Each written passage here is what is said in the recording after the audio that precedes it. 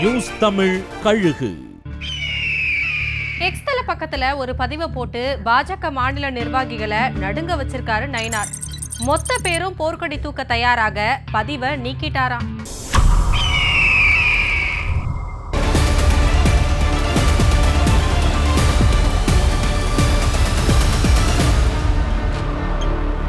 அதிமுக கிட்ட தொகுதி உடன்பாடே முடியாத நிலையில 15க்கும் மேற்பட்ட தொகுதிகளை பாஜகவோடதுன்னு அடையாளப்படுத்தி எக்ஸ் தள பக்கத்துல பொறுப்பாளர்களை போட்ட நயினார் மேல அதிமுக அதிருப்தி அடைஞ்ச நிலையில 234 தொகுதிகளுக்கும் பொறுப்பாளர்களையும் நியமிச்சிருக்காரு நயினார் நாகேந்திரன்.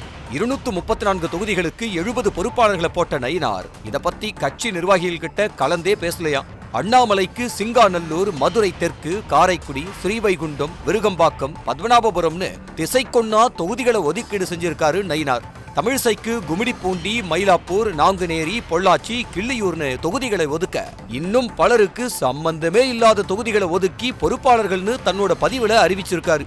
இந்த ஒரு பதிவு ஒட்டுமொத்த பாஜகவையும் நயினாருக்கு எதிராக திருப்ப பெரிய லெவல்ல எதிர்ப்பு காட்ட தயாராக நிலைமையை புரிஞ்சுக்கிட்ட நயினார் பதிவை நீக்கி அப்படியே பதுங்கிட்டாராம்.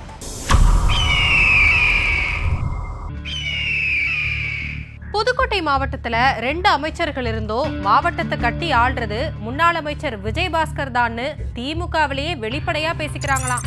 இது அறிவாலய காதுகளுக்கு எட்ட விஷயம் சீரியஸ் ஆயிருக்கான்.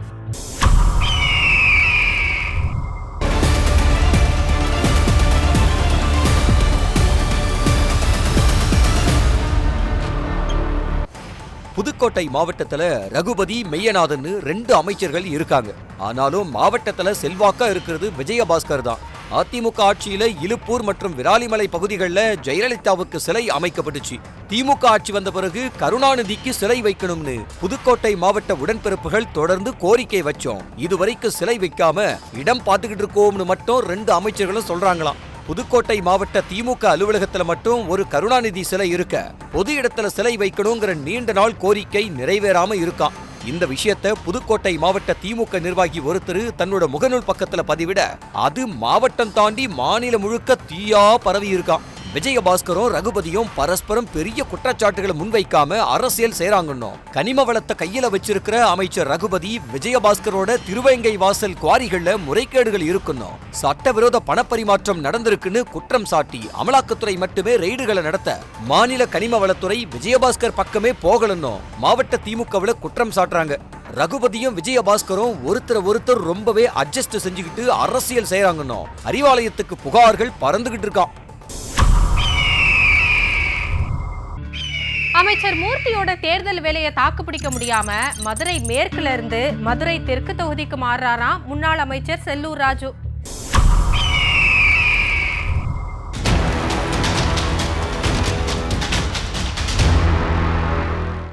மதுரை மேற்கு தொகுதியில 2011, 2016, 2021 3 தடவை நின்று ஜெயிச்சவரு முன்னாள் அமைச்சர் செல்லூர் ராஜு.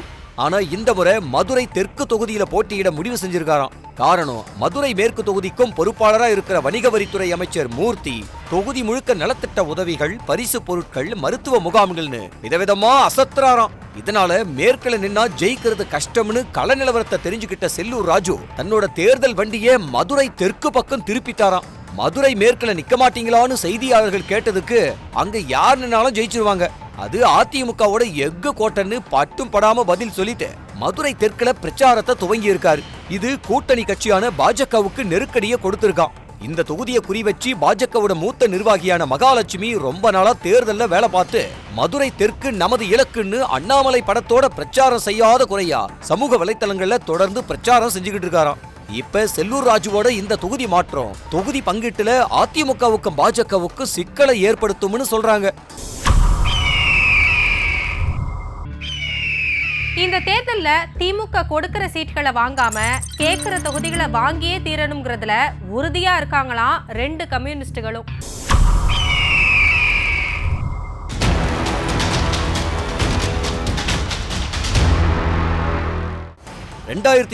தேர்தல்ல தலா 6 சீட்டு வாங்கின 2 கம்யூனிஸ்ட் கட்சிகளும் இந்த முறை இரட்டை இலக்கத்துல சீட்டு கேட்கிற முடிவுல உறுதியா இருக்காங்களாம். 12 தொகுதிகளை கேட்கிற முடிவில் இருக்கிற மார்க்சிஸ்ட் போன முறை போட்டியிட்ட கீழ்வேளூர், கந்தர்வக்கோட்டை, திருப்பரங்குன்றம், கோவில்பட்டி, திண்டுக்கல், பழனி, அரூர், சிதம்பரம், பெரம்பூர், மதுரவாயல், நன்னிலம் தொகுதிகளுக்கு கூடுதல் முன்னுரிமை கொடுக்க திட்டமிட்டிருக்காங்களாம். இதே போல இந்திய கம்யூனிஸ்ட் கட்சியும் 12 தொகுதி கேட்க போகுதாம்.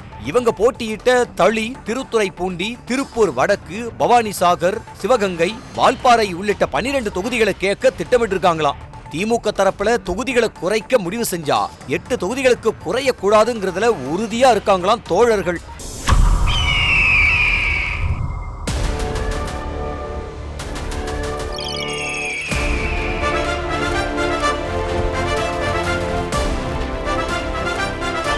நியூஸ் தமிழ் கழுகு.